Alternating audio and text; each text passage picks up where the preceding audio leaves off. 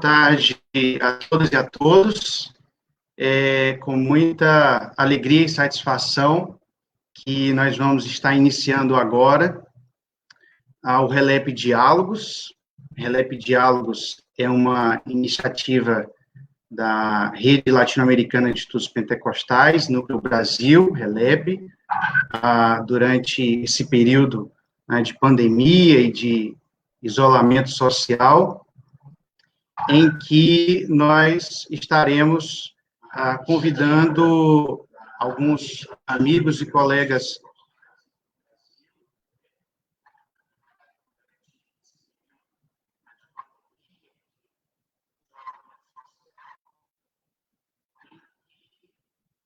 Perdão, gente, só houve um erro técnico aqui do áudio.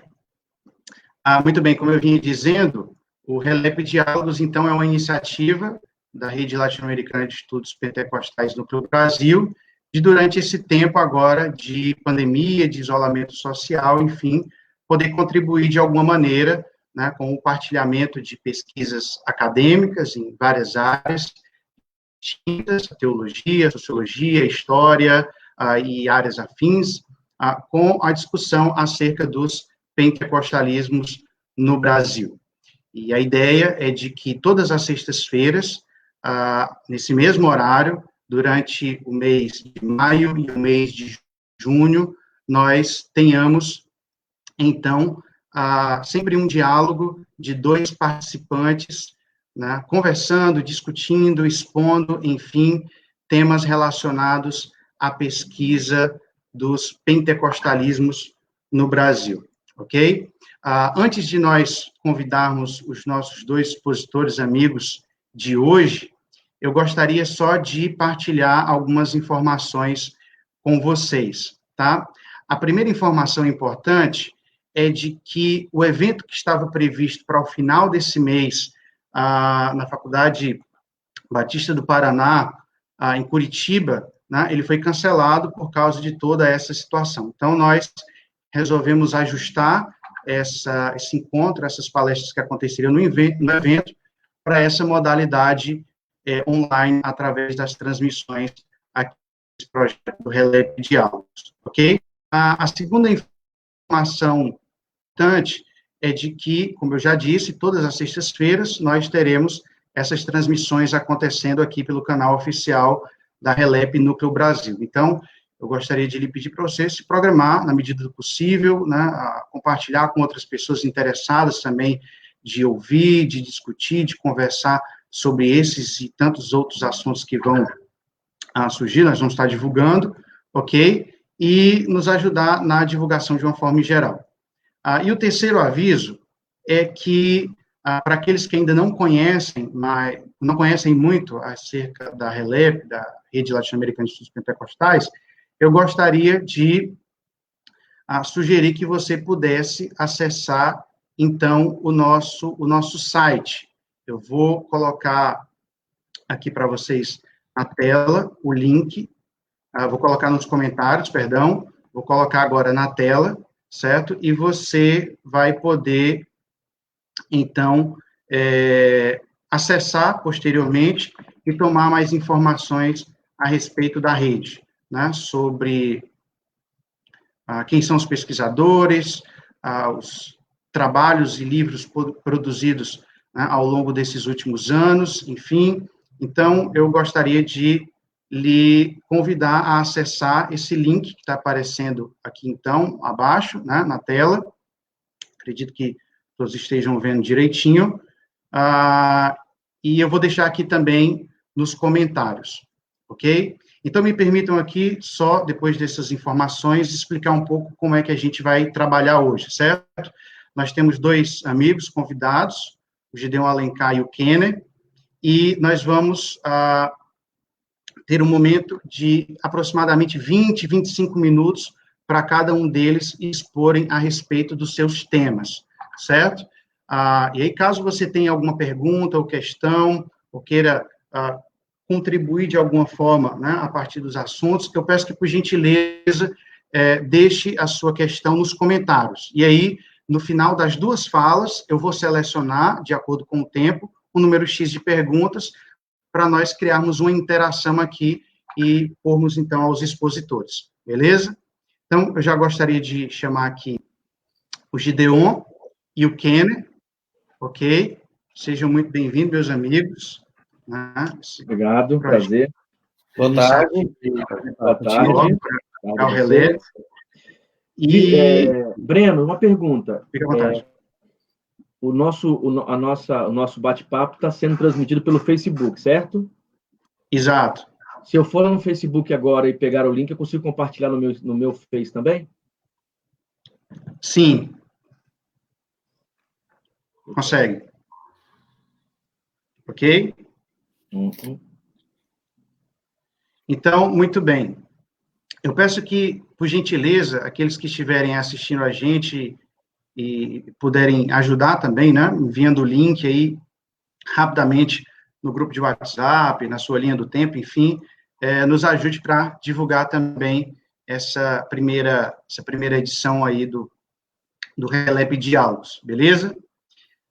Muito bem, gente. Então, eu já gostaria, por causa do tempo aí, de passar a palavra para o Gideon, né? O Gideon Alencar, me permitam aqui, para quem não o conhece ainda, né, só fazer aquela apresentação básica, fundamental. O Gideon é doutor em Ciências da Religião, pela PUC São Paulo, tem pesquisado os pentecostalismos de maneira particular, né, as Assembleias de Deus, relacionados a temas a política, ecumenismo, enfim, e hoje ele vai estar falando justamente sobre um dos últimos trabalhos, né, Gideon?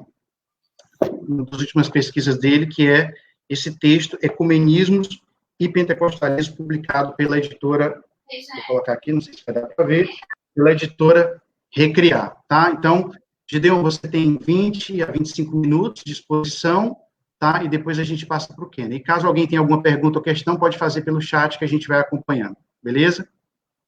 Ok. Fique à vontade. A imagem e o som estão funcionando normal? A tua não. A tua está com delay, Gideon, pelo menos para mim. Você começou a falar, mas a tua imagem anterior que aparece. A minha provavelmente também. Você disse que não e o Breno disse que sim, aí eu fiquei na dúvida. Deixa eu ver aqui nos comentários.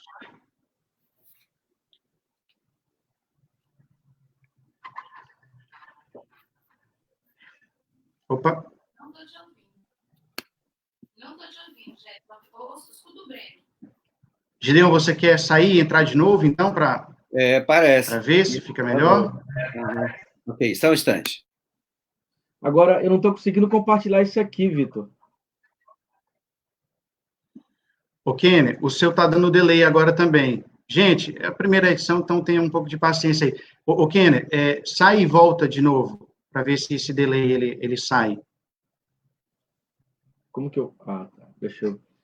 Como que eu faço para sair aqui? O Gideon já voltou.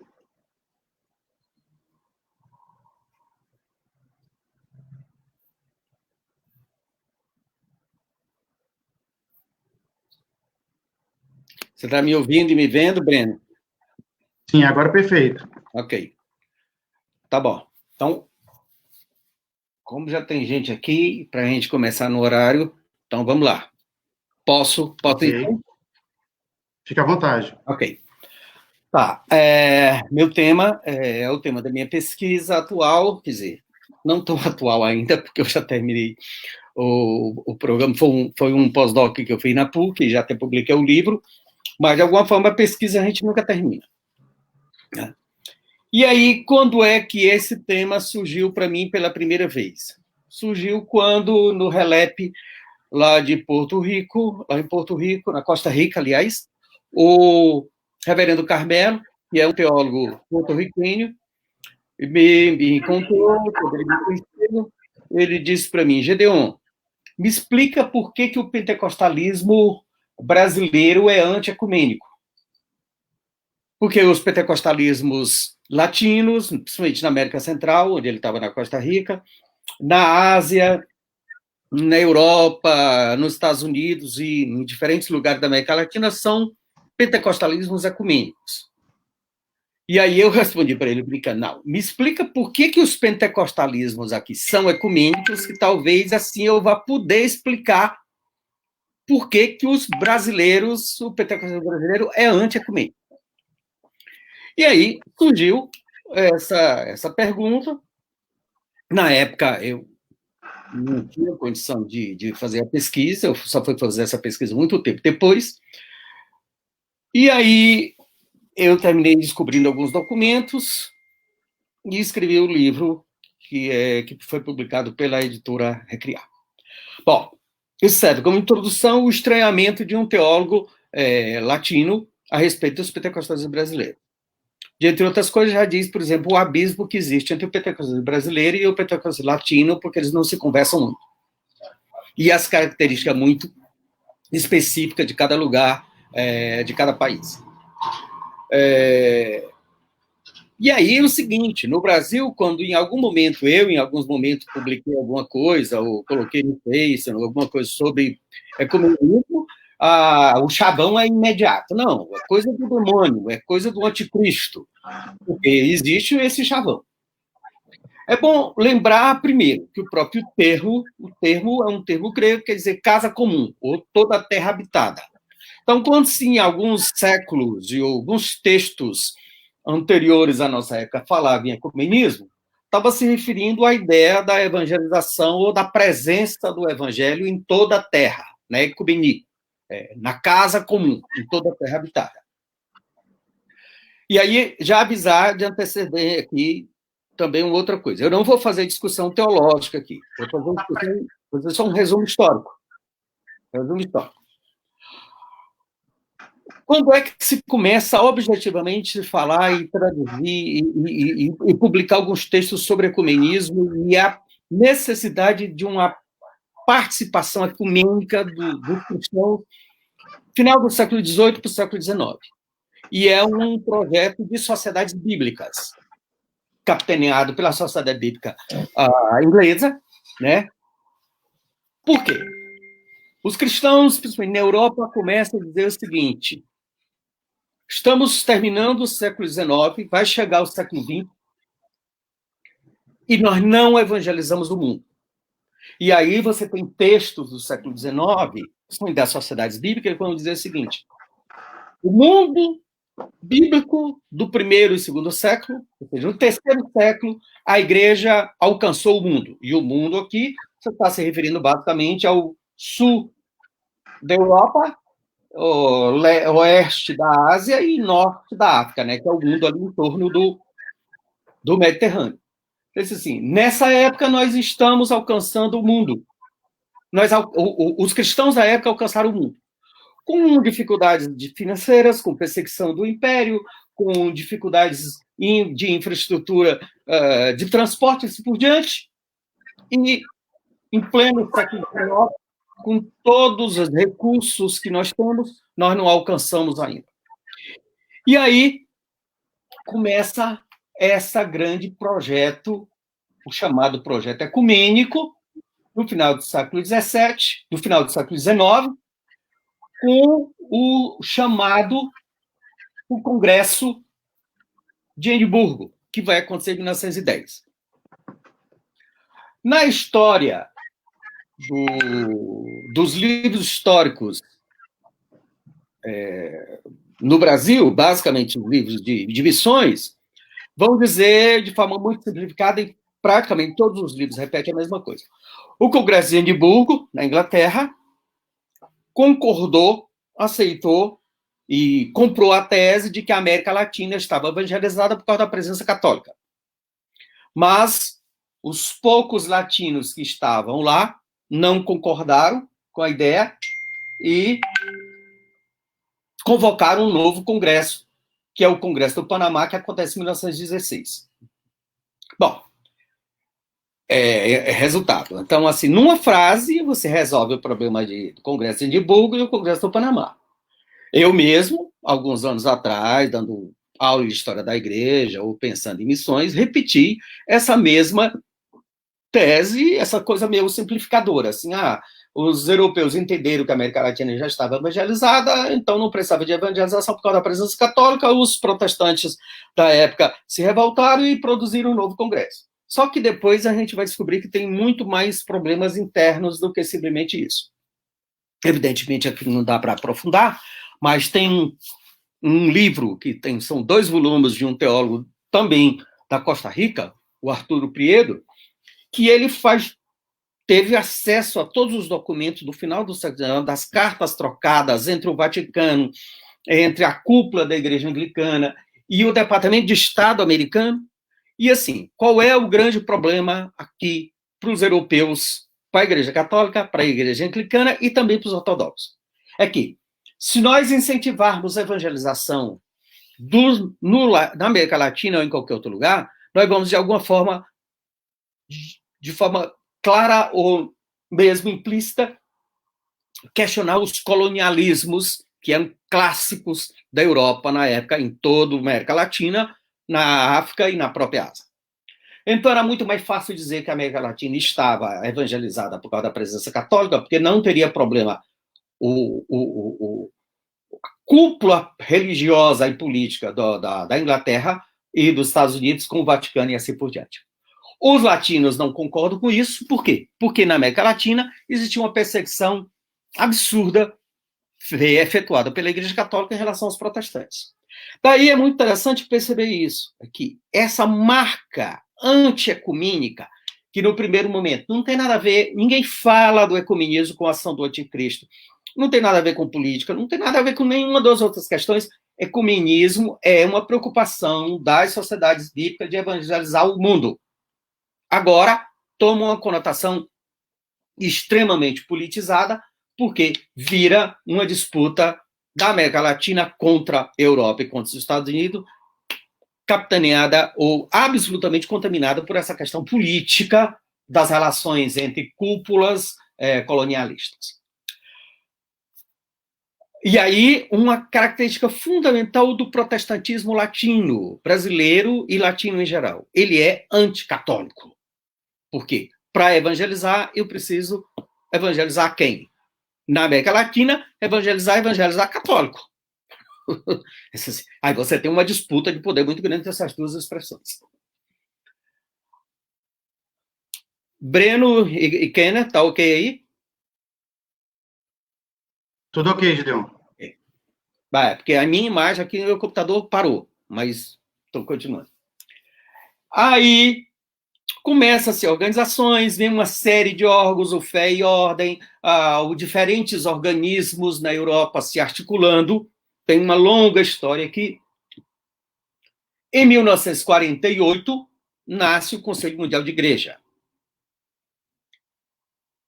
É muito interessante que o Conselho Mundial de Igreja é organizado em Amsterdã em 1948. Só que um ano antes, na cidade de Genebra, foi organizado a Conferência Mundial Pentecostal. E é muito significativo que essas duas instituições, com pretensão global, transnacional, internacional, tentando aliar os dois grupos cristãos mais significativos, cristãos protestantes, no caso aqui, maiores e mais significativos da época, nasçam bem próximo em Genebra ou Amsterdã, em diferença de poucos anos, mas com um abismo entre as duas instituições. E aí você começa a ver, começa a descobrir que em diferentes momentos, desde a primeira década, desde a primeira década do século XX, na década de 20, na década de 30, na década de 30 tem uma primeira reunião na Suécia entre os pentecostalistas com essa preocupação de estabelecer algum organismo internacional. Até hoje eu não sei, eu não posso afirmar com certeza, mas eu encontrei textos de americanos da época, textos em inglês e produzidos por americanos, dizendo que a objeção a essa articulação foi dos suecos. E os suecos estão tendo problema de relacionamento com os brasileiros e com os americanos aqui no Brasil. Então, uma hipótese que eu tenho é essa disputa de campo. Eu não posso afirmar com certeza, mas tem textos de 35 dizendo isso. Bom, Conselho Mundial de Igreja, Conferência Mundial Pentecostal nascem nesses 2 anos muito próximos, mas eles nascem absurdamente contaminados pela história da Guerra Fria, que vão ficar cada vez mais graves nos próximos anos. O que acontece? Na Europa, você teve toda uma discussão na primeira, segunda, terceira e quarta década sobre o testemunho cristão. A Europa está sendo... O cristianismo na Europa está sendo extremamente desafiado pela secularização da Europa. E aí, com a Primeira e Segunda Guerra Mundial, o testemunho cristão vai para o esgoto. Por quê? Porque o que caracteriza basicamente a Primeira e a Segunda Guerra Mundial é uma guerra majoritariamente de países europeus. Ou seja, de forma bem caricata, eu poderia dizer o seguinte: é luterano alemão protestante matando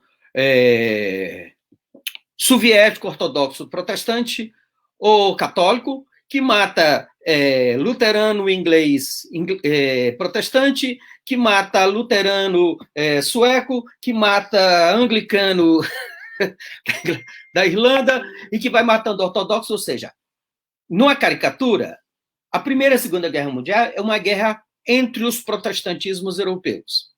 Na Segunda Guerra, o que é que vai acontecer? Os protestantes norte-americanos vêm e matam os luteranos alemães, os ortodoxos russos, os ingleses e assim por diante, e os protestantes americanos ganham a guerra. Claro, fazendo a caricatura aqui. O que acontece é o seguinte: caricatura ou não, o cristianismo europeu saiu da guerra absolutamente falido. Se pegar textos do final da década de 30 e 40, tanto no Brasil como no exterior, há uma profunda tristeza a respeito desse testemunho. O testemunho cristão na Europa simplesmente faliu. Ora, esses órgãos que já existem alguns anos anteriores, o Fé e Ordem e diferentes outros órgãos que vão existir, vão se articulando, o Conselho Internacional de Missões, e aí, se havia uma necessidade de um organismo minimamente transnacional e transcristão, pancristão, que pudesse articular o testemunho cristão, depois da Segunda Guerra Mundial se viu isso como urgência. Não só pela falência do testemunho cristão, mas, sobretudo, porque a Europa estava passando fome. É muito interessante que, em 47, no Mensageiro da Paz, saiu um artigo escrito pelo Charles Clay, que era o secretário de Ação Social da Igreja Metodista, publicado no Mensageiro da Paz de 47, que diz o seguinte: o Conselho Mundial de Igreja, representado por 93 igrejas em 29 países, por meio da sua comissão provisória, na sua primeira reunião depois da Guerra Mundial, pronunciou recentemente a segunda mensagem que julgamos de interesse dos evangélicos cristãos.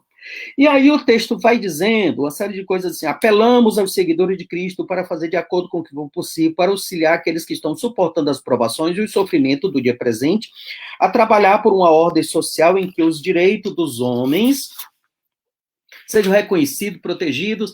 E aí, a frase principal: apelamos com urgência a todos para que orem sem cessar em favor do perdão, unidade e fraternidade mundial. Daí ele continua o texto explicando qual é, basicamente, a função do Conselho Mundial de Igreja. É salvar o testemunho cristão e salvar vidas que estão passando fome. Breno, eu me perdi no horário, já fui quanto tempo?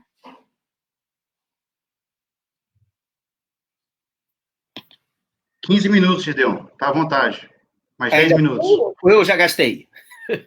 Já gastou 15, tem mais 10 minutos. Mais 10 minutos. Então, deixa eu fechar rapidamente aqui. Teria que fazer uma discussão à parte a respeito, assim. Esses pentecostalismos do Chile, pensando só na América Latina, do Chile até o México, tiveram influência americana, sem juízo de valor. Tiveram influência americana. Por exemplo, as Assembleias de Deus basicamente foram fundadas por americanos. Argentina, Chile, diferentes lugares até o México. As Assembleias de Deus é um caso à parte, que a Assembleia de Deus foi fundada por suecos que não tinham uma relação de harmonia com os americanos. É tanto que alguns artigos falam, as Assembleias de Deus sofreram influência americana. Vírgula. Essa influência não existe nos primeiros anos. Ora, portanto, o pentecostalismo brasileiro, ou pensando basicamente as Assembleias de Deus, elas estão bem longe dessa influência americana, mais ainda bem longe da influência europeia. Porque, apesar dos suecos terem ligação com a sua igreja na Suécia, é uma ligação que daqui a pouco desaparece, é uma longa história aqui que não dá para entrar no mérito. A própria igreja da Suécia nunca teve muito essa preocupação, inicialmente sim, mas depois nunca teve essa preocupação de interferência no Brasil. O Petro, sim, mas a instituição mesmo não. Ora, diferente de uma igreja luterana, de uma presbiteriana, de uma metodista, de uma batista, que tem tanto ligações com as suas sedes nos Estados Unidos, como as suas sedes na Europa. Portanto, você tem muita gente que vem da Europa, que, por exemplo, os luteranos, todos eles vão fazer a sua formação teológica na Europa. Os batistas, os presbiterianos, idem. Ou seja, eles vão lendo esse pessoal e vão tendo influência das suas sedes originais. As Assembleias de Deus não tem isso. Daí você tem uma diferença imensa entre as Assembleias de Deus no Brasil e outras Assembleias de Deus. Por exemplo, em 2018, teve o Fórum Mundial na Colômbia, em Bogotá. O Fórum Mundial é uma organização do Conselho Mundial de Igreja, da Conferência Mundial Pentecostal, da Aliança Reformada e da Aliança Ortodoxa. E lá, as Assembleias de Deus de Bogotá participaram oficialmente do Fórum Mundial e do Fórum Pentecostal Ecumênico. Eu mesmo sou membro do Fórum Pentecostal Ecumênico, porque eu participei junto com o Carmelo, com o pessoal do Relep lá. Então, assim, você não tem essa tensão dessa briga que você tem aqui. Aqui no Brasil, eu teria que fazer um detalhe específico a respeito do Manel de Melo, que foi a única igreja pentecostal brasileira que aderiu ao Conselho Mundial de Igreja, mas foi uma adesão um tanto artificial, que foi uma adesão muito mais do Manel de Melo do que da igreja, e teve uma longa e conflituosa história que não deu resultado nem para o movimento ecumênico, nem para o pentecostalismo. Acrescentando mais 2 detalhes aqui. As Assembleias de Deus, quando vem logo depois da Segunda Guerra, começa, de fato, a Guerra Fria. E aí, década de 60, se acirra profundamente a aversão dos pentecostais contra o ecumenismo. Mas se acirra por quê? Se acirra por causa da presença dos ortodoxos. Você vai encontrar diversos textos, inclusive no Mensageiro da Paz, falando que a Assembleia, por exemplo, que aconteceu em 64, 69, desculpe agora a data, não vou lembrar da data aqui, aconteceu no Canadá, foi um grupo da União Soviética. E aí os textos vão dizer que esse grupo tinha agentes da KGB, que foi financiado pelos comunistas. E aí você tem toda uma construção ideológica contra o Conselho Mundial de Igreja e contra o próprio ecumenismo, que nos anos anteriores não tinha essa discussão.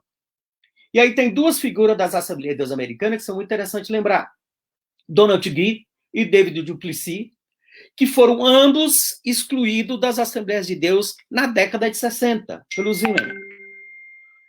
É interessante que o Duplessis era da África do Sul e o Donald Gee era inglês. E ambos participaram, por exemplo, do Vaticano II, e tiveram toda uma articulação junto ao Vaticano com o Concílio de Unidade dos Cristãos, né, o Pontifício Conselho de Unidade dos Cristãos, e tinha uma articulação muito interessante. Mas, na década de 60, ambos foram excluídos das Assembleias de Deus americanas, por causa da questão ecumênica. Alguns anos depois, você tem início uma instituição chamada Comissão Internacional de Diálogo Católico Pentecostal.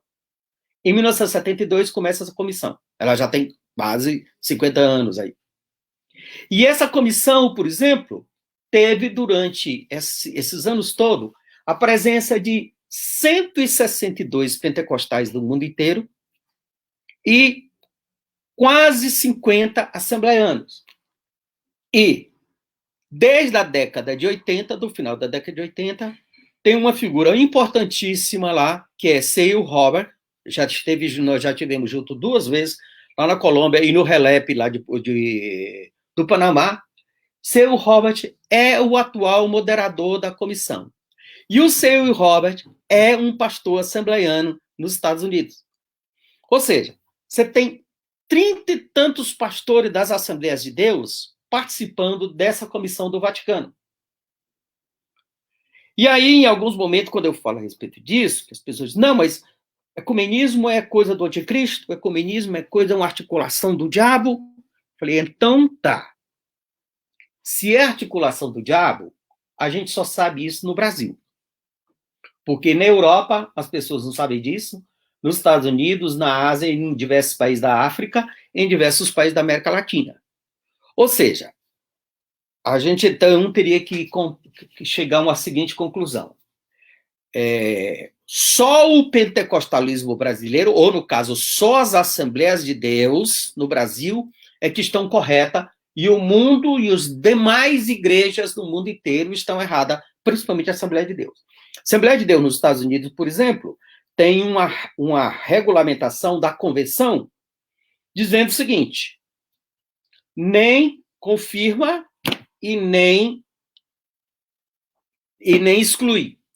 Ou seja, nem incentiva e nem exclui a igreja ou o pastor que estiver participando de atividade ecumênica. Por quê? Porque as Assembleias de Deus nos Estados Unidos elas são absolutamente autônomas, no sistema absolutamente congregacional.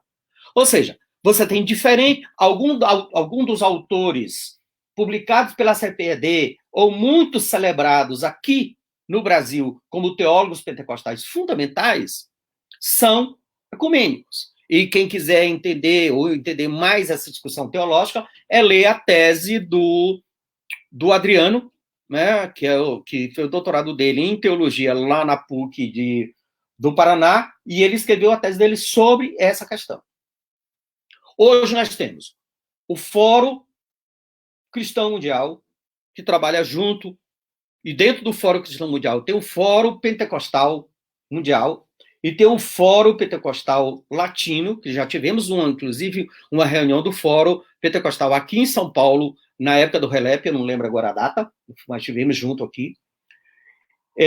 Já tivemos diversas reuniões desse fórum pelo Brasil, pelo diversos lugares da América Latina. Já estava agendado uma outra reunião desse Fórum Pentecostal Ecumênico nesse ano, mas, pelo visto, o calendário desse ano todo desapareceu. Só mais uma informação. Nós temos hoje no Brasil um movimento chamado Encristos, que é uma sigla chamada Encontro Nacional de Cristãos em Busca de Santidade e Unidade.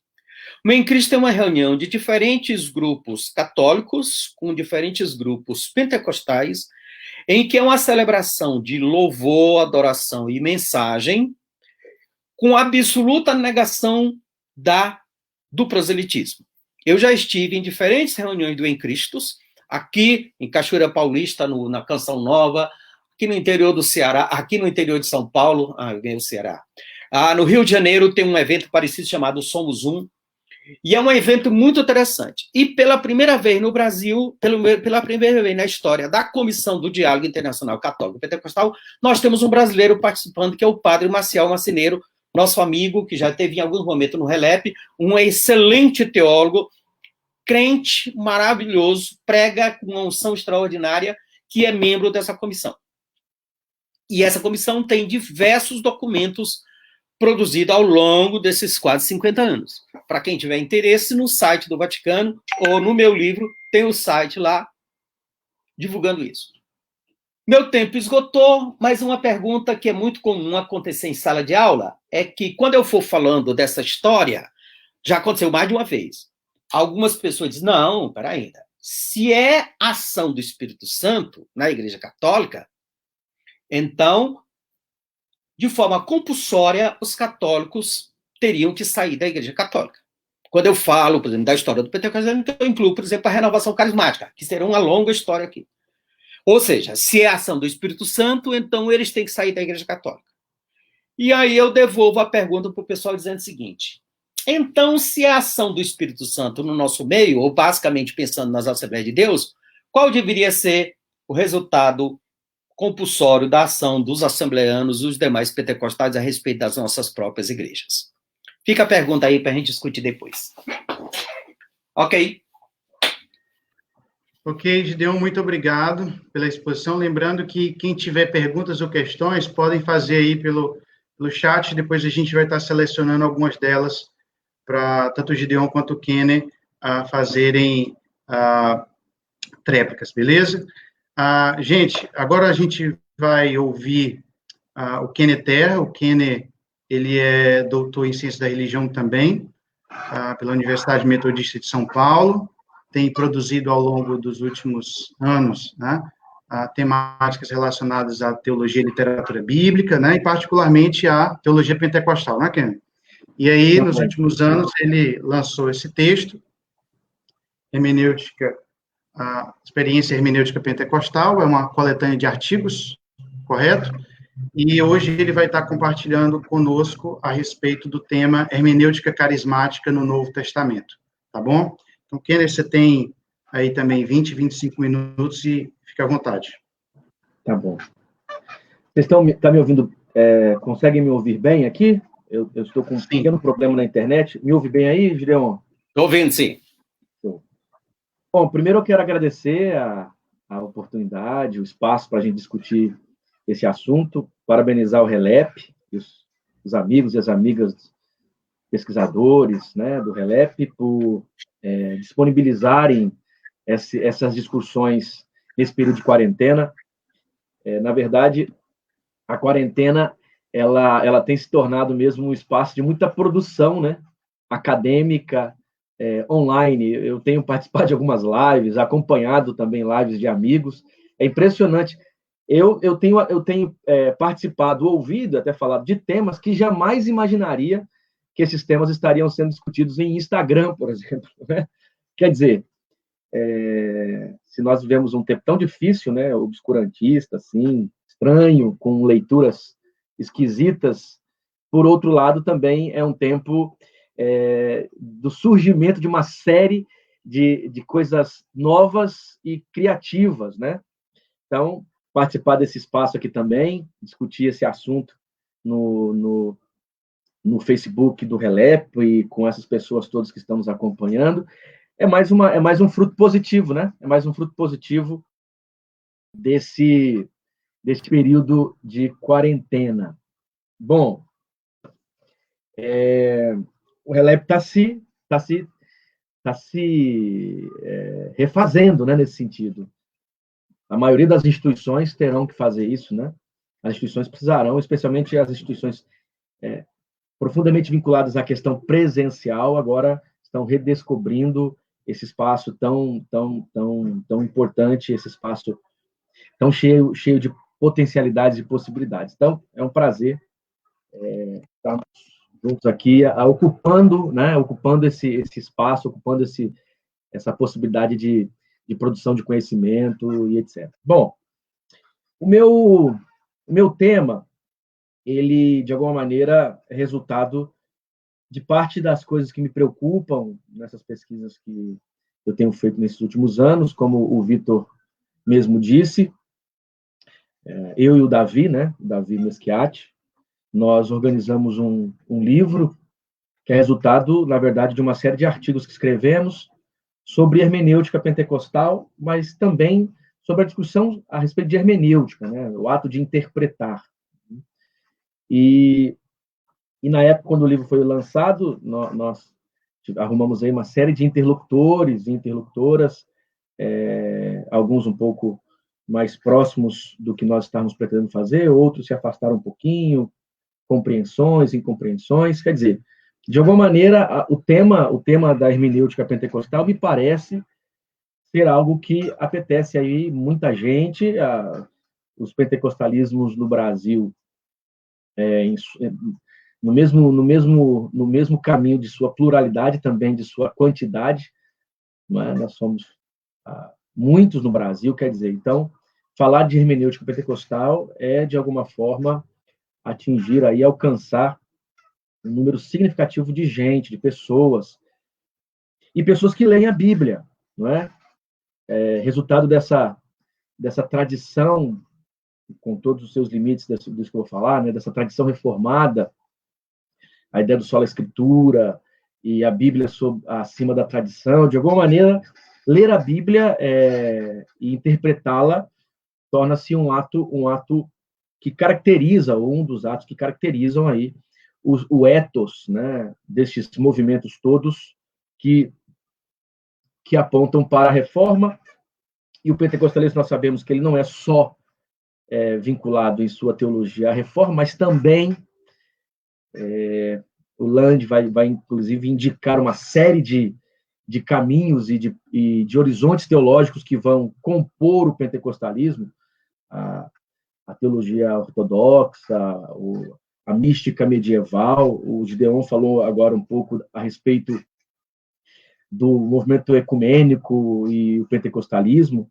Nós temos, assim, vários pesquisadores e pesquisadoras que já há alguns anos têm percebido que no discurso teológico e na experiência religiosa do pentecostalismo, nós temos a presença da linguagem e das estruturas da mística medieval, do misticismo medieval.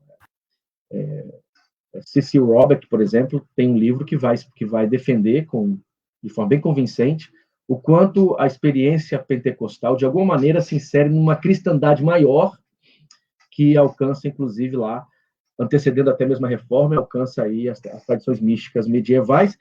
Mas, de alguma maneira, essa coisa da leitura bíblica é uma disputa nesses últimos anos na academia pentecostal, especialmente. Nós temos uma história da hermenêutica pentecostal. Aqui no Brasil, felizmente ou infelizmente, eu leria mais como infelizmente, criou-se a ideia de que a tradição pentecostal, que os pentecostalismos, uns confundindo o pentecostalismo com a Assembleia de Deus, como se a única expressão pentecostal fosse a Assembleia de Deus, outros entendendo, sim, o pentecostalismo em sua pluralidade, mas, tanto no olhar quanto no outro, muita gente lendo e interpretando que há um método meio que oficial utilizado pelos movimentos pentecostais, né? E esse método oficial seria, aí no Brasil, o método histórico-gramatical, mas quando nós vamos para a academia americana, por exemplo, você vai encontrar diversos pentecostais usando o método histórico-crítico, tão demonizado aqui, né? Ironia do destino, né? Nós que aqui no Brasil odiamos tanto a tradição da leitura bíblica crítica, lá nos Estados Unidos, na academia americana, nós temos vários pentecostais que, ao entrarem neste mundo acadêmico, se apropriaram, claro, com um jeito muito mais piedoso, devocional, mas se apropriaram dos métodos histórico-críticos, que representam um conjunto de ferramentas desenvolvidas no período da modernidade e que servem para ler o texto bíblico, adequando-o, de alguma maneira, às expectativas das ciências modernas, especialmente durante o período do Iluminismo. Então, no Brasil fica a impressão de que a hermenêutica, né, a ferramenta exegética que os pentecostais sempre usaram, ou é oficial do pentecostalismo, seria o método histórico-gramatical, talvez por uma influência reformada, não sei, essa resposta nós teríamos que avaliá-la com mais cuidado. Então, de alguma maneira, o tema da hermenêutica pentecostal me parece ser uma das questões mais importantes aqui dos últimos anos na teologia pentecostal, o que consequentemente vai apontar para um discurso teológico pentecostal. Como produzir uma teologia tipicamente pentecostal passa pelo como eu penso a hermenêutica pentecostal, né? E eu, assim, não só eu, claro, outros e outras pesquisadores e pesquisadoras, imaginamos que uma hermenêutica que leve em consideração a experiência e coloque essa experiência no sistema hermenêutico claro, é a partir daí que a gente pode pensar mesmo numa teologia pentecostal. Quer dizer, pensar teologia pentecostal passa por pensar uma hermenêutica pentecostal.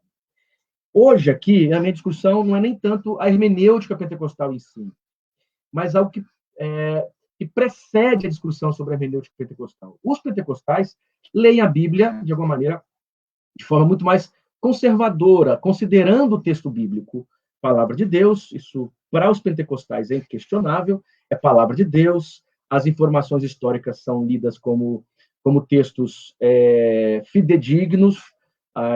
É muito comum você, inclusive, ler pentecostais usando os métodos críticos, mas preservando as informações históricas do texto. É interessante o texto do Robert Menzies, quando ele diz que Lucas usou, né, trabalhou o Joel. Aí ele faz uma nota para explicar, ó, eu estou dizendo aqui que Lucas editou o Joel, mas isso não toca na historicidade da narrativa. Isso é típico mesmo do uso do método histórico crítico, especialmente a crítica da redação, nesse contexto mais conservador, né? Nesse contexto mais ortodoxo, nesse contexto mais piedoso. O Marshall vai chamar isso de uso moderado do método histórico crítico, né? Bom, então, de alguma maneira, e vocês vão entender por que eu estou dizendo isso, a Bíblia, o texto bíblico, ele é tratado com muita seriedade. As informações do texto são importantes para a perspectiva de fé da tradição pentecostal. Inclusive, os pentecostais, eles acreditam, não é, que há uma reexperiência das narrativas literais de Atos dos Apóstolos. Então, quando o pentecostal lê Atos dos Apóstolos, ele lê entendendo que aquelas mesmas experiências de Atos e das testemunhadas nos cristianismos das origens presentes ali no Novo Testamento, para o pentecostal, hoje, eles experienciam a mesma coisa. Não é? É uma perspectiva restauracionista, quer dizer, se durante um tempo a tradição evangélica tradicional criou um déficit estático, é assim que o Harvey Cox chama, um déficit estático, essa tradição protestante cria um déficit, uma falta, uma ausência dessa coisa da religião, do impulso, do êxtase, do carisma. Os pentecostais resgatariam isso, né? Restaurariam isso, como uma verdadeira crítica à modernidade, uma crítica ao racionalismo moderno, não à modernidade em si, mas ao racionalismo moderno. Por isso que alguns vão dizer, inclusive, que o pentecostalismo antecipa o que nós vamos chamar de pós-modernidade ou de contemporaneidade. Bom, então, a relação do pentecostal com o texto bíblico é quase que uma relação literalista. Em que sentido? A compreensão de que o que está no texto, do jeito que no texto está, aqui se vive. Então, quem não, de alguma forma, não consegue perceber a experiência dos carismas hoje, para a tradição pentecostal, estaria limitando o próprio texto. Entendem? Então, isso seria o conceito de reexperiência do texto. É uma ponte, uma ontológica, uma hermenêutica ontológica, quer dizer, a experiência ontológica do Espírito, de forma literal, histórica, hoje os pentecostais vivem também. Essa é a ideia. Por isso que eles resgatam, eles restauram uma experiência pneumática primária, originária. Não é? Então, eu gostaria de começar com uma pergunta. Se há essa compreensão de que o texto bíblico deve ser considerado nessa literalidade tão profunda, para pensar a hermenêutica, qual é o tipo de hermenêutica que nós encontramos no Novo Testamento? Isso eu afirmo pressupondo o que uma gama de pesquisadores biblistas já demonstram. O Novo Testamento é resultado de processos hermenêuticos.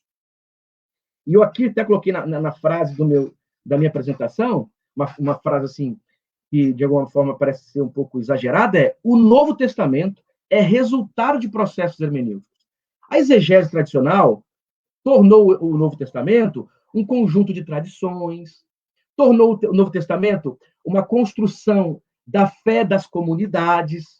A exegese tradicional tornou o Novo Testamento uma estratégia teológica discursiva. Quer dizer, o que é o Novo Testamento, né? O Novo Testamento é um resultado de trabalhos literários, teológicos. O Novo Testamento é resultado de um conjunto de práticas orais que eram usadas à luz de necessidades das comunidades, a missão, a catequese, E também o Novo Testamento, então, com esse olhar exegético, é resultado de processos e organização das tradições das comunidades. O Novo Testamento como a fé das comunidades. Quer dizer, o Novo Testamento agora precisa ser lido histórico-socialmente, para que você entenda o contexto histórico dessas comunidades, para que você entenda o contexto histórico destas práticas discursivas, destes textos que são produzidos. Ok, eu acho que isso é importante. E a exegese ajuda muito nesse sentido. Só que eu acredito que é um outro fator aqui do Novo Testamento que é importante também apreciarmos, que é o Novo Testamento como um resultado de processos interpretativos. O próprio Novo Testamento tendo estratégias hermenêuticas. E o que é o conteúdo que esse Novo Testamento tem para produzir interpretação? A Bíblia hebraica, obviamente, e uma literatura muito maior, que é a literatura apócrifa e pseudepígrafa. Então, o Novo Testamento, quando surge, ele, inclusive, não pressupõe um cânon neotestamentário, obviamente. Quando os textos, a Epístola Pastoral diz que toda a Escritura, essa toda a Escritura ainda não prevê, por exemplo, os livros canônicos neotestamentários. É tanto que o Novo Testamento cita a literatura pseudepígrafa, né? Você tem Judas citando o primeiro Enoque. Você percebe alguns textos das epístolas petrinas com ecos da literatura apocalíptica. O próprio Novo Testamento, então, tem a presença da Bíblia hebraica e a presença dessa literatura maior do judaísmo. Mas como esses textos estão presentes no Novo Testamento? Eles estão presentes em processos hermenêuticos. O Novo Testamento, então, ele é resultado de processos interpretativos aplicados aos textos da Bíblia hebraica e aplicados aos outros textos da tradição judaica. Isso quer dizer, então, a minha frase, então, quer afirmar o seguinte: sim, são textos históricos socialmente instalados, textos que representam a fé das comunidades, mas textos também que mostram um tipo de processo interpretativo. Aí a pergunta é: quais eram as estratégias interpretativas do Novo Testamento? Que tipo de estratégia hermenêutica o Novo Testamento, os autores, as comunidades aplicavam, Paulo aplicava para o uso da Bíblia hebraica e da literatura geral do judaísmo? Eu posso afirmar, não é uma exegese preocupada, por exemplo, com a intenção original, com a intenção histórico-social dos textos. Nós vamos ver isso aqui, espero que a gente tenha tempo. Então, antes de discutirmos sobre a hermenêutica pentecostal, pensemos um pouco sobre a hermenêutica canônica. Posso dizer, claro que esse texto, essa minha fala está completamente fora do que nós chamamos de hermenêutica canônica, mas usando aqui de forma relaxada, ou seja, a hermenêutica presente no texto canônico. Se a gente olha a Bíblia hebraica, você percebe que tradições relêem tradições anteriores. A questão do sábado, quando você olha dentro da Torá, a questão do sábado em Êxodo e Deuteronômio, você percebe que a questão do sábado em um texto está ligada a um interesse e no outro texto ligada a questão do sábado a outro interesse. Quer dizer, as próprias tradições internamente na Bíblia hebraica passam por processos hermenêuticos. Tradições interpretam tradições anteriores. O Novo Testamento interpreta as tradições bíblicas da Bíblia hebraica e dos demais textos não canônicos.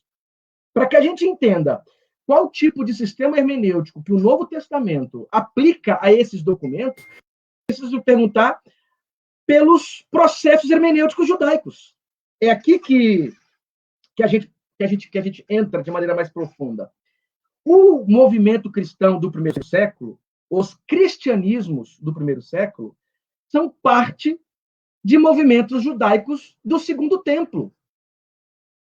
Quer dizer, você tem um judaísmo que nós chamamos de judaísmo do Segundo Templo, que é o período da construção do Segundo Templo pós-exílio até os primeiros até metade do segundo século depois de Cristo. Esse contexto aqui é um contexto que borbulha, que surge vários movimentos judaicos, entre eles o cristianismo. É tanto que o cristianismo, ou esses cristianismos, vão usar as tradições judaicas, vão usar os textos das tradições judaicas. E esses textos serão lidos dentro também de um conjunto de sistemas hermenêuticos próprios da tradição judaica. Quer dizer, a maneira como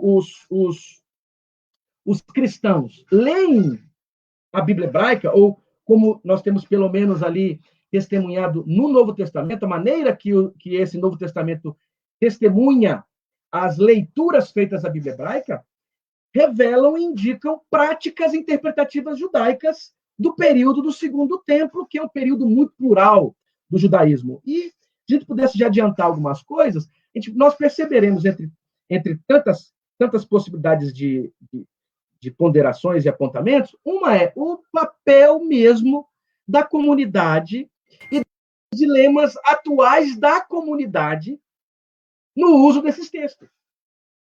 Quando você olha as práticas interpretativas judaicas que se desenvolvem tanto nesse período do segundo século, como no período desse segundo templo, como no período do primeiro século em diante, a preocupação maior, antes de ser uma preocupação com a intenção original lá do autor, porque não há esse conceito ainda muito claro na tradição judaica, a tradição judaica chega a dizer que a Torá tem 70 faces, a preocupação maior era uma preocupação homilética, quer dizer, de pregação, de atualização de leis e narrativas, e de dar conta da vida cotidiana das pessoas. E os métodos judaicos vão, claro, em suas multiplicidades, exatamente tratar deste ponto. Os textos, então, da Bíblia hebraica, antes de serem lidos, considerando a sua história da formação, antes de serem lidos, considerando o seu contexto histórico, social, gramatical, na tradição judaica, os textos eram lidos à luz dos interesses homiléticos, sinagogais e do dia a dia das pessoas. A pergunta mais fundamental era como que esta lei ou esta narrativa pode ser aplicada, compreendida nos dilemas deste dia a dia agora. Entende aqui? E aí surge uma série de métodos dentro da tradição judaica. E o que é interessante, gente, é que quando lemos o Novo Testamento, percebemos a presença dessas intuições metodológicas da hermenêutica judaica, mostrando o quanto o Novo Testamento é judaico, né? Paulo mesmo, quando você olha a maneira como Paulo lê os profetas, lê a Torá, você vai encontrar na pena de Paulo, na caneta de Paulo, a presença muito profunda, muito eloquente dos usos destes métodos da tradição judaica. Ou seja, esses cristianismos das origens, eles são, na verdade, propostas hermenêuticas. São hermenêuticas da Bíblia hebraica, tendo a comunidade como lugar muito importante, porque os textos vão ser lidos para darem conta das questões comunitárias, e Cristo como uma espécie de óculos. Por isso que a leitura do Novo Testamento é uma leitura cristológica da Bíblia hebraica e da tradição judaica. Mas, para fazer isso, faz a partir de uma série de ferramentas da exegese, ou da hermenêutica judaica do período do Segundo Templo. Bom, e qual é a característica desta comunidade cristã? É uma comunidade pneumática. Não dá para ler os primeiros cristãos de forma racionalista. A exegese alemã acabou violando um princípio que ela mesma sempre defendeu: olhar o contexto histórico, os sistemas históricos. Quando a gente olha, claro, parte da exegese alemã, né? Quando a gente olha o sistema, o contexto histórico, imaginário, das tradições que estão em torno do Novo Testamento, não dá para ler, por exemplo, glossolalia como uma língua conhecida, hebraico, latim ou grego. Quando a gente lê profecia, revelação dentro do Novo Testamento, não dá para ler isto como uma espécie de denúncia, simplesmente. A cultura racionalista do Novo Testamento nega o que a própria perspectiva exegética racionalista sempre defendeu, o contexto imaginário histórico do Novo Testamento. Este judaísmo no qual o Novo Testamento se insere é um judaísmo profundamente estático, pneumático. São comunidades pneumáticas. Ponto. Aí, então, entramos de maneira mais completa na nossa argumentação. Se a hermenêutica do Novo Testamento é uma hermenêutica tipicamente judaica, ela é, então, vinculada aos interesses e às respostas para as comunidades. E se estas respostas para as comunidades acontecem em comunidades cristãs, então são comunidades cristãs profundamente carismáticas, pneumáticas. Aí nós temos a primeira pergunta respondida, e aí já indicamos o horizonte da nossa discussão. Como esses textos eram lidos? Aí nós temos um conjunto de ferramentas. Nós temos o Midrash, nós temos o Pesher. Não dá tempo, recebi aqui a mensagem agora, que eu tenho só um minuto. Midrash e Pesher eram duas ferramentas usadas pela tradição judaica. O Midrash usado de forma muito clara nos textos não canônicos, lendo a Bíblia hebraica, e o Pesher na tradição de Qumran. Nos manuscritos de Marmoto, você encontra este tipo de interpretação, esse tipo de texto chamado Pesher, os Pesharim, os vários textos que usam a ferramenta do Pesher. Quando olhamos o Novo Testamento, percebemos uma série de leituras que seguem exatamente esse horizonte, esse horizonte midrástico, esse horizonte do Pesher. Entre tantos exemplos, pena que agora meu tempo já acabou, mas quando você olha o Evangelho de João, capítulo 12, quando o Evangelho de João, capítulo 12, quer responder por que as pessoas não creram, ele vai citar Isaías, mas não vai citar Isaías no contexto histórico. Ele vai citar Isaías a partir da experiência da comunidade. Atos, capítulo 2, é um modelo disso. Atos, capítulo 2 é um modelo, que é tão importante para o pentecostalismo, né?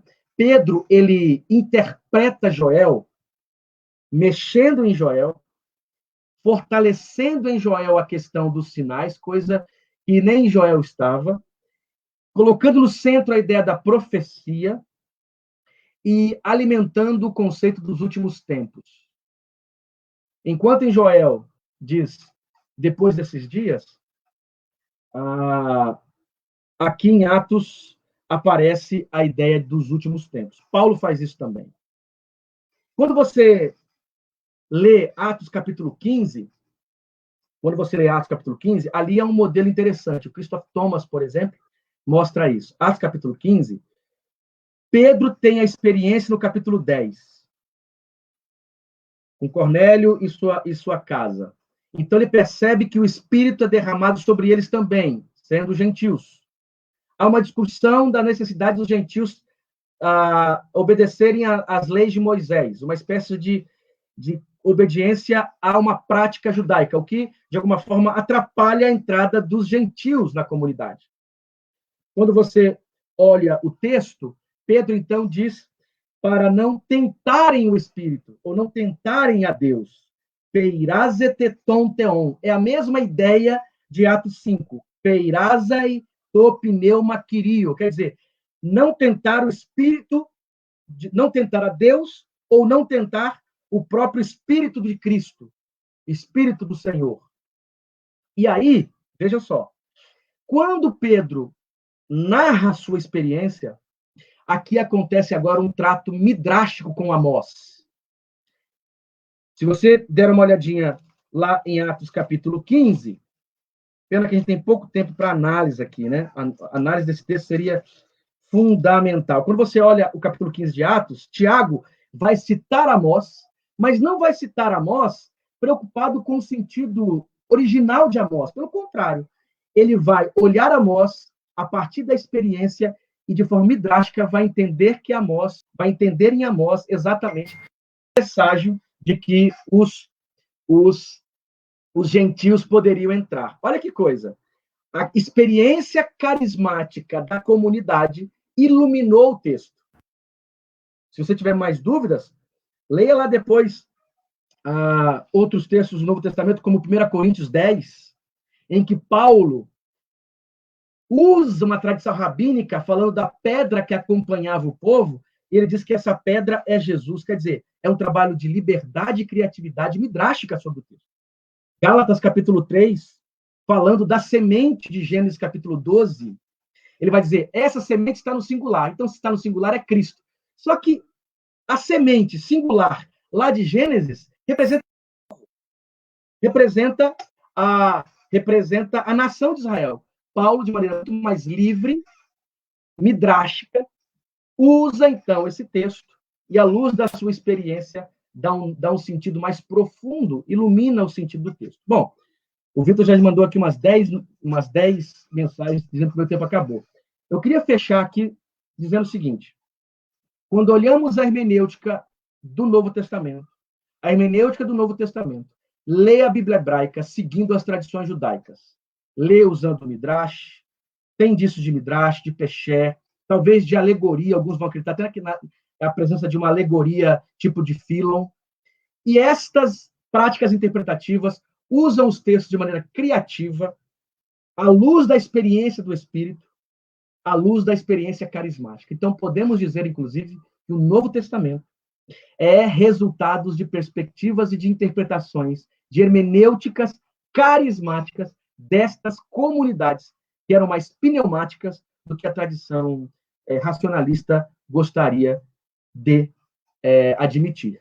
Aí eu pergunto, terminando, se o Novo Testamento, inclusive no Evangelho de João, fala do Espírito depois revelar todas as coisas, não coisas novas, mas todas, há uma experiência do Espírito que ajuda na leitura e no alargamento do texto. A pergunta é, se o próprio Novo Testamento revela-se como um processo hermenêutico muito mais polissêmico, criativo, pouco preocupado, por exemplo, com o radicalismo histórico-social, como podemos, então, hoje, considerar esta hermenêutica e servir e tornar essa hermenêutica algum tipo de iluminação da maneira como os pentecostais leem a Bíblia? E parece que basta olharmos com calma e perceberemos que há uma relação muito profunda entre o jeito como o Novo Testamento lê o texto bíblico e a forma como, na história da teologia pentecostal e da hermenêutica pentecostal, o texto foi lido também.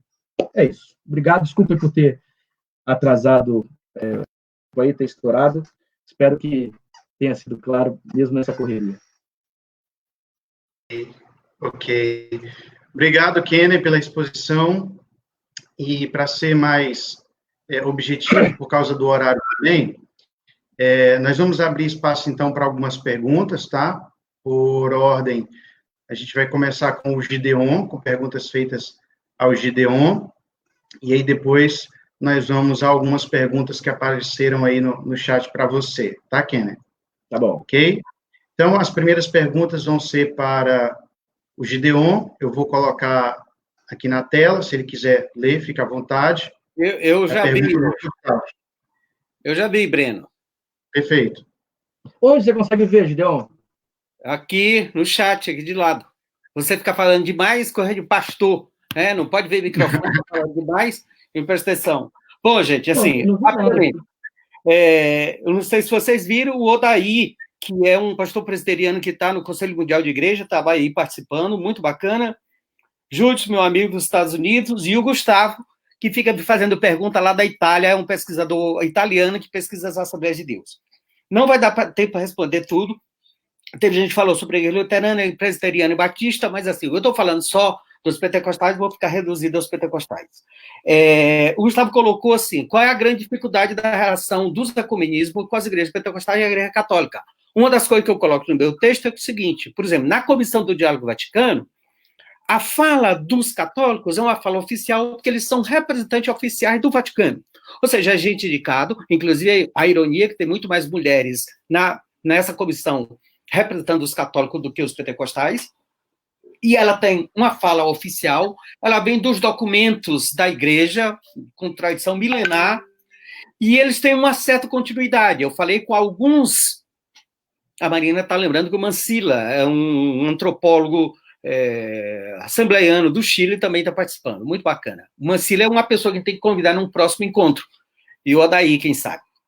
Ou seja, essa fala dos católicos é uma fala que tem oficialidade, que tem caminhada, que tem a ver com os documentos da igreja e que tem resultados concretos na atuação dessa igreja. Sem entrar aqui no mérito do juízo de valor, certo, errado, melhor ou pior. A fala dos pentecostais, eu conversei, por exemplo, com 3 pessoas que são membros dessa comissão, que dizem a grande dificuldade em produzir alguma coisa mais efetiva, mais objetiva, na caminhada com os pentecostais, por exemplo, no meu livro, eu fiz a relação com a ajuda do Jerry Kreller, que foi um teólogo belga que fez um trabalho a respeito disso. A cada ano e a cada fase, nós estamos na 6ª fase, tem novas pessoas. Ou seja, aí tem que começar tudo de novo, fazer toda a discussão anterior, e aí esse pessoal vai lá, participa de uma reunião e volta para os seus estados, para os seus países, e não tem nenhum resultado. Ou seja, nesse sentido, do ponto de vista objetivo, do ponto de vista institucional, do ponto de vista histórico, do ponto de vista efetivo de alguma alteração, a caminhada em relação aos pentecostais tem sido infrutífera. Eu dizer menos grave, pouco realizado. Mas, assim, tem sido muito infrutífera. Porque, por exemplo, eu que pesquiso, e eu fiz, na minha pesquisa, comecei a falar com algumas pessoas do movimento ecumênico no Brasil sobre essa comissão, uma grande maioria. Mas existe uma comissão do diálogo Vaticano-Pentecostal? Essa comissão é absolutamente desconhecida. Inclusive porque os documentos não são publicados, inclusive porque os pentecostais não entendem isso, inclusive porque o próprio movimento ecumênico católico também não tem interesse na comissão. Ou seja, num momento de grande desafio e de grande intolerância religiosa, seria muito importante termos um pouco mais de interesse nessa questão. Claro que aí as pessoas vão falar por questões teológicas. Eu não estou me referindo a questões teológicas aqui. Mas é muito interessante para os teólogos de plantão que estão aí assistindo, a entrada nos documentos. Por exemplo, vocês vão ver documentos interessantíssimos produzidos por teólogos católicos e pentecostais ao longo dessas décadas, falando, inclusive, de pontos fundamentais dessa teologia, dessa hermenêutica que o Kenneth estava falando, da hermenêutica pentecostal, da tradição das manifestações pneumáticas ao longo dos séculos, que os cessacionistas gostam de dizer, não, isso não aconteceu, isso desistiu, se é que isso aconteceu alguma coisa no Ato dos Apóstolos, ao longo dos séculos desapareceram. Ora, a Comissão do Diálogo Vaticano Pentecostal vai resgatar uma série de eventos históricos na tradição cristã de manifestação de glossolalia, de visão, de revelação, de profecia e assim por diante. Ou seja, é mentira que os fenômenos pentecostais desapareceram ao longo das histórias. Sempre existiram. O que foi desaparecido. O Moab me chamou a atenção, e eu esqueci, Moab, perdão. Uma das grandes importâncias do RELEP e da nossa manifestação e do nosso trabalho foi a presença do Moab no Sínodo do Amazonas no ano passado no Vaticano. Ou seja, o Vaticano convidou um representante do RELEP no Brasil, e nós tivemos o Moab, doutor em História, pastor assembleano, participando do Vaticano lá, no Vaticano, no ano passado. E nós, do RELEP, estivemos na Alemanha, nos 500 anos da Reforma. A Igreja Luterana convidou 5 pesquisadores brasileiros com as despesas pagas. Foi eu, o Davi, o Clayton, a Marina, o Clayton, a Marina e o Mancila, não, o Chiquete, que é um mexicano. Estivemos em Wittenberg, Hamburgo, e depois em Hamburgo, um grupo maior, onde estava você, o Breno, o Kenner e outros pesquisadores. Tínhamos ao todo 12 pesquisadores brasileiros lá, falando sobre o pentecostalismo brasileiro para os alemães. É isso, Kenner, você. As 2 próximas horas para você. Eu espero que as pessoas que perguntaram aqui, que são perguntas importantes, eu agradeço o Gunnar Berg, né, de Andrade, e o Valdemir, espero que eles estejam aí, porque eu quero muito respondê-los sobre isso. Tomara que eles estejam aí e não tenham saído. Primeiro, eu vou citar aqui, Gideon e Vitor, uma frase de um exegeta pentecostal. O nome dele é Robert Menzies. Quer dizer, olha o que ele vai dizer. O texto de Joel 2, 28 e 32, que é citado aqui, como também passagem paradigmática em Lucas 4, mostra sinais de edição cuidadosa por parte de Lucas. O que é uma edição cuidadosa? É um trabalho redacional com um texto, com uma fonte. Aí ele faz uma nota e diz, mas eu não estou dizendo que o texto não seja histórico, ou que ele não faça história, que ele esteja mudando a história.